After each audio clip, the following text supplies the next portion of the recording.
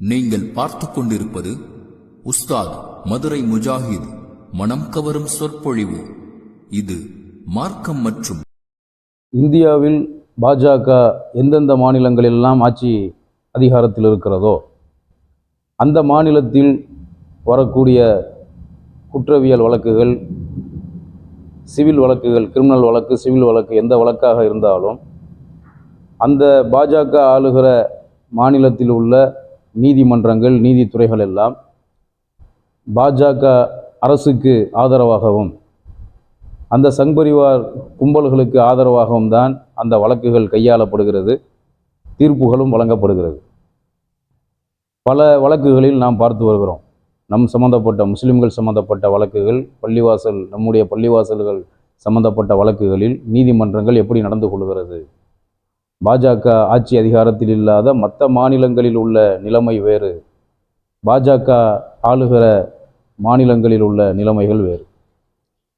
பாபர் பள்ளிவாசல் எப்படி நம் கையை விட்டு போனதோ அதே போன்று கையை விட்டு போன ஒரு பள்ளிவாசல் கடந்த 2 வருடங்களுக்கு முன்பு கியான்வாபி பள்ளிவாசல், ஊபி மாநிலம் வாரணாசியில் உள்ள கியான்வாபி பள்ளிவாசல்.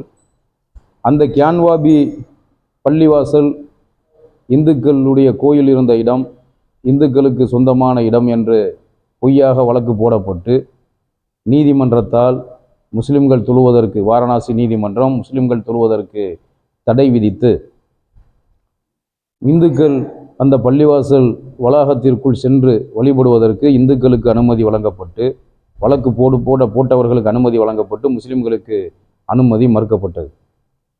இன்றைக்கு கியான்வாபி பள்ளிவாசல் முஸ்லிம்களுக்கு சம்பந்தமில்லாத ஒரு இடமாக ஆகிவிட்டது. அடுத்து ஊப்பியில் உள்ள மதுராவில் உள்ள ஈத்கா பள்ளிவாசல். அந்த ஊபி மதுராவில் இருக்கக்கூடிய ஈத்கா பள்ளிவாசல் கிருஷ்ணர் பிறந்த இடம், கிருஷ்ணருக்கு அதில் ஆலயம் இருந்தது. அந்த கிருஷ்ணருக்கு இருந்த ஆலயத்தை இடித்து விட்டு தான் அவுரங்கசீப் முஸ்லிம்களுக்கு பள்ளிவாசலை கட்டினார் என்று ஒரு பொய்யான பாபர் பள்ளிவாசல் வழக்கில் எப்படி பொய்யை சொன்னார்களோ, கியான்வாபி பள்ளிவாசலில் எப்படி பொய்யை சொன்னார்களோ, அதே போன்றுதான் ஊபி மதுராவில் உள்ள ஈத்கா பள்ளிவாசலிலும் ஒரு பொய்யை சொல்லி பொய்யான வழக்கு பதிவு செய்யப்படுகிறது. ஆனால் மதுராவில் உள்ள அந்த ஈத்கா பள்ளிவாசல் சம்பந்தமாக நீதிமன்றம் எந்த ஒரு தீர்ப்பும் வழங்கவில்லை. ஈத்கா பள்ளிவாசல் வழக்கு இன்னும் நிலுவையில் இருக்கிறது.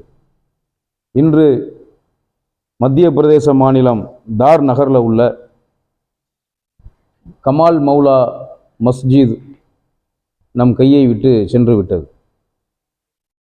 அது சரஸ்வதி கோயில் இருந்த இடம் என்று இவர்கள் பொய்யான ஒரு குற்றச்சாட்டை சொல்லி, ஆதாரமில்லாத கற்பனையான ஒரு குற்றச்சாட்டை சொல்லி வழக்கு போட்ட காரணத்தினால் இந்துக்களுக்கு வழிபடுவதற்கு அனுமதி மறுக்கப்பட்டு 800 ஆண்டு காலம் தொழுகை நடத்தப்பட்டு வந்த பள்ளிவாசல், 800 ஆண்டு காலமாக முஸ்லிம்கள் தொழுது வந்த பள்ளிவாசல் இன்று முஸ்லிம்கள் தொழுவதற்கு தடை விதிக்கப்பட்டு, நேற்று வந்து கேசு போட்டவங்களுக்கு வழிபாடு நடத்துவதற்கு அனுமதியை அந்த நீதிமன்றம், இந்தூரில் இருக்கக்கூடிய மத்திய பிரதேச மாநிலத்தின் உயர் நீதிமன்றம் அவங்களுக்கு தீர்ப்பு வழங்கியிருக்கிறது. உச்ச நீதிமன்றம் பாபர் பள்ளிவாசலில் எப்படி தீர்ப்பு வழங்கியதோ அதே சாராம்சத்தை கொண்டுதான் இந்த தீர்ப்பு வழங்கப்பட்டதாக நம்ம பார்க்குறோம். உச்ச நீதிமன்றம் பாபர் பள்ளிவாசல் வழக்கில் தீர்ப்பு வழங்கும் பொழுது, அந்த குறிப்பிட்ட நீதிபதிகள் தீர்ப்பு வழங்கும் பொழுது ஒன்றை அவர்கள் பரிசீலிக்கவில்லை. என்னன்னு சொன்னால், 1991ஆம் ஆண்டு இயற்றப்பட்ட வழிபாட்டு தலங்கள் சிறப்பு ஏற்பாடுகள் சட்டம். பாபர் பள்ளிவாசல் பிரச்சனை எப்பொழுது இந்தியாவில் ஏற்பட்டதோ அப்பொழுது நம் இந்திய நீதித்துறை ஒரு சட்டத்தை, வழிபாடுகள் சம்பந்தமாக ஒரு சட்டத்தை இயற்றியது. 1991 இயற்றப்பட்ட வழிபாட்டு தலங்கள் சிறப்பு ஏற்பாடுகள் சட்டம். அந்த சட்டம் என்ன சொல்லுது, அந்த ஆக்ட் என்ன சொல்லுது அப்படின்னு சொன்னால், 1947 ஆகஸ்ட் 15ஆம் நாள் இந்தியாவுக்கு சுதந்திரம் கிடைச்சது. 1947 இந்தியாவில் எந்த மாநிலத்திலும் எந்த ஊரிலும் எந்த வழிபாட்டு தலம் எந்த மதத்தின் கண்ட்ரோலில் இருந்ததோ அந்த நிலை தொடர வேண்டும் என்று இந்த ஆக்ட் சொல்லுது, இந்த சட்டம் சொல்லுது. சுதந்திரத்துக்கு முன்னாடி 1947க்கு முன்னாடி 1947 இருந்து ஒரு குறிப்பிட்ட மதத்தின் வழிபாட்டு தலம் அதே வழிபாட்டு தலமாகத்தான் காலம் முழுக்க தொடர வேண்டும். குறிப்பிட்ட ஒரு மதத்துடைய வழிபாட்டு தலம் எங்களுக்கு சொந்தம் என்று வழக்கு போடுவதற்கு இந்த சட்டம் தடை விதிக்கிறது. ஒரு மதத்துடைய வழிபாட்டு தலத்தை, ஒரு மதத்துக்கு சொந்தமான வழிபாட்டு தலத்தை தங்களின் வழிபாட்டு தலம் என்று உரிமை கொண்டாடுவதையும் இந்த சட்டம் தடை செய்கிறது. இது மாதிரி வழக்குகள் போடுவதையும் இந்த சட்டம் தடை செய்கிறது. இந்த ஆக்ட் 1991ஆம் ஆண்டு வழிபாடுகள் பாதுகாப்பு சிறப்பு ஏற்பாடுகள் சட்டத்தை உச்சநீதிமன்றம் பாபர் பள்ளிவாசல் வழக்கில் தீர்ப்பு கொடுக்கும் போதும் இதை கவனத்தில் கொள்ளவில்லை. இப்பொழுது இந்த சட்டம் இருக்கா இல்லையா அப்படிங்கிற நிலைமையில தான் பாஜக ஆளுகிற மாநிலத்திலெல்லாம் பள்ளிவாசல் சம்பந்தமாக, பள்ளிவாசல் வழக்குகள் சம்பந்தமாக தீர்ப்புகள் வழங்கப்பட்டு இருக்கிறது.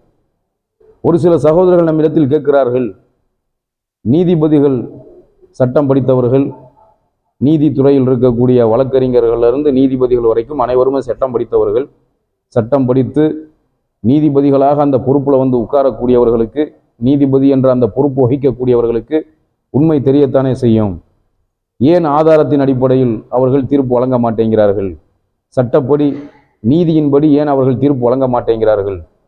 பாஜக, RSS மதவாத கும்பல்களுக்கு ஆதரவாக ஒரு சில நீதிபதிகளின் தீர்ப்புகள் அமைந்திருக்கிறதே, அதற்கு என்ன காரணம் என்று சில சகோதரர்கள் நம்மிடத்தில் கேட்கிறார்கள். அதுக்கு என்ன காரணம்னு சொன்னால், அவர்களை திருப்திப்படுத்தாமல் அவர்கள் நீதிபதிகளாக பணியாற்ற முடியாது. ஒரே காரணம் தான்.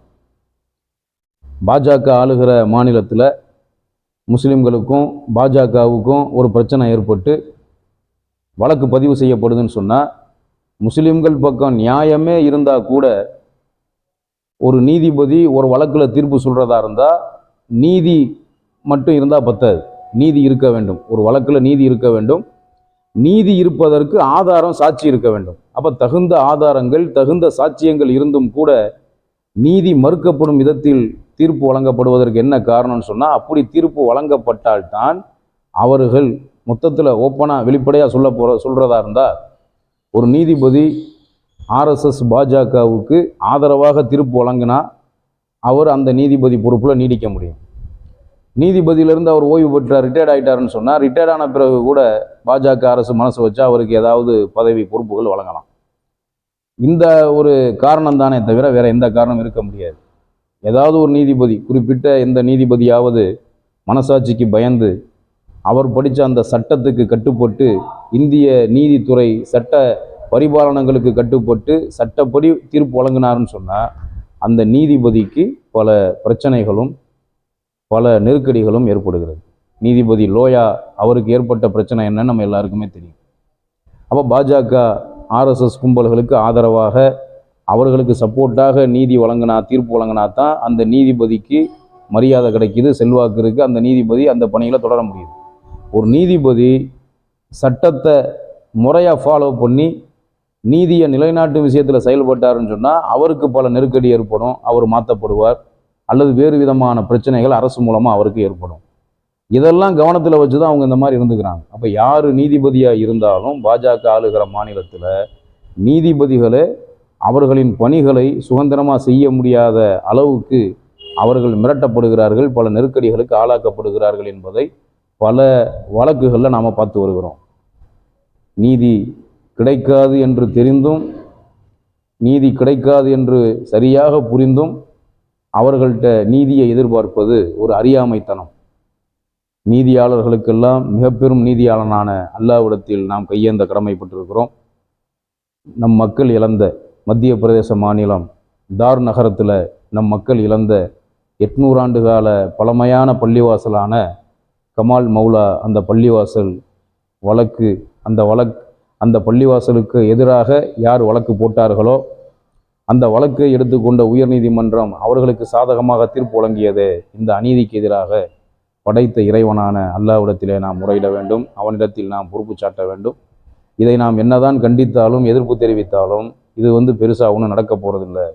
நீதியாளர்களுக்கெல்லாம் மிக பெரும் நீதியாளனாக இருக்கக்கூடிய அல்லாஹ்விடத்தில் நாம் கையேந்த வேண்டும் என்று உங்களை கேட்டுக்கொண்டு என்னுடைய இந்த உரையை முடித்துக் கொள்கிறேன். வாஹிரு தாவானா அனில் ஹம்துலில்லாஹி ரப்பில் ஆலமீன். அஸ்ஸலாமு அலைக்கும் வரஹ்மத்துல்லாஹி வபரகாத்துஹு.